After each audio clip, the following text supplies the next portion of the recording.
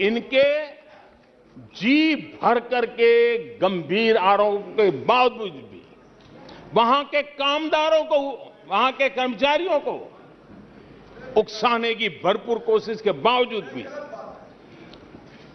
आज एचएएल देश की आन बान शान बन के उभरा।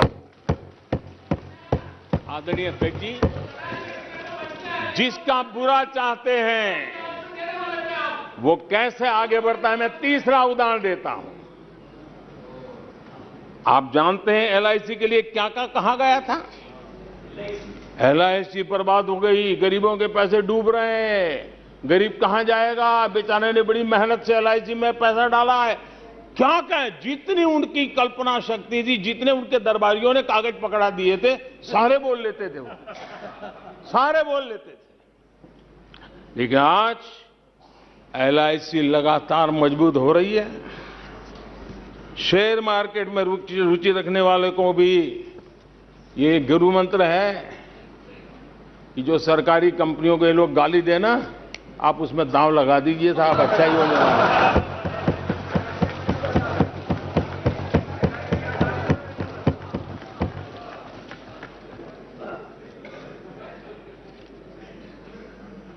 आदरणीय अध्यक्ष जी, ये लोग देश की जिन संस्थाओं की मृत्यु की घोषणा करते हैं, उन संस्थाओं का भाग्य चमक जाता है। और मुझे विश्वास है कि ये जैसे देश को कोसते हैं, लोकतंत्र को कोसते हैं, मेरा पक्का विश्वास है देश भी मजबूत होने वाला है, लोकतंत्र भी मजबूत होने वाला है, और हम तो होने ही वाले हैं। आदरणीय अध्यक्ष जी, ये वो लोग हैं जिन्हें देश के सामर्थ्य पर विश्वास नहीं। इन लोगों को देश के परिश्रम पर विश्वास नहीं है, देश के पराक्रम पर विश्वास नहीं है। कुछ दिन पहले मैंने कहा था कि हमारी सरकार के अगले टर्म में, तीसरे टर्म में, भारत दुनिया की तीसरी टॉप अर्थव्यवस्था बनेगा।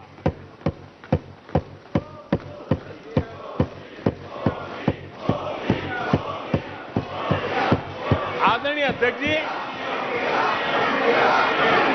आदरणीय अध्यक्ष जी, अब देश के भविष्य पर थोड़ा सा भी भरोसा होता जब हम ये क्लेम करते हैं कि हम आने वाले 5 साल में, नए तीसरे टर्म में, हम देश की इकोनॉमी को तीसरे पर लाएंगे। तो एक जिम्मेवार विपक्ष क्या करता? वो सवाल पूछता, अच्छा भाई बताओ, निर्मला जी बताओ कैसे करने वाले हो, अच्छा मोदी जी बताओ कैसे करने वाले हो, आपका रोड मैप बताओ। ऐसा करते। अब ये भी मुझे सिखाना पड़ रहा है। लेकिन या वो कुछ सुझाव दे सकते थे, ये कुछ सुझाव दे सकते थे, या फिर कहते हम चुनाव में जनता के बीच जाकर के बताएंगे कि ये तीसरे की बात करते हैं, हम तो 1 नंबर पे लेके आएंगे, और ऐसे ऐसे लेके कुछ तो करते यार। लेकिन हमारे विपक्ष की त्रासदी ये है, और उनके राजनीतिक विमर्श पर गौर कीजिए। कांग्रेस के लोग क्या कह रहे हैं? अब देखिए कितना कल्पना दारिद्र्य है।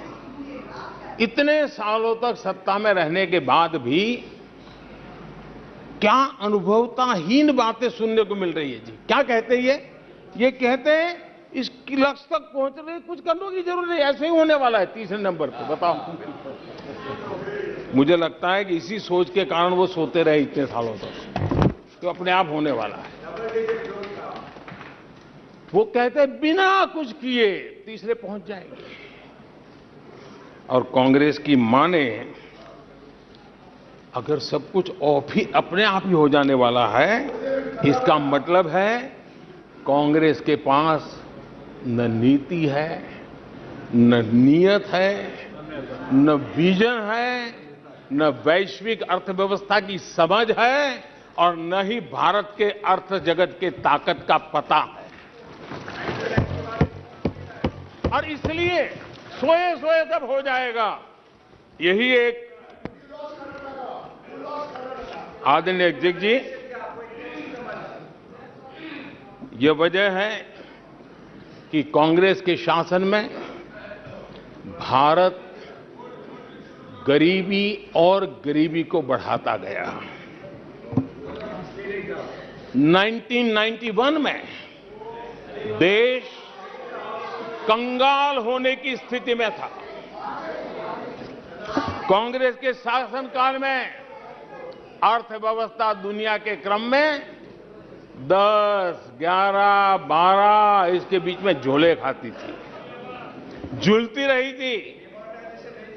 लेकिन 2014 के बाद भारत ने टॉप 5 में अपनी जगह बना ली।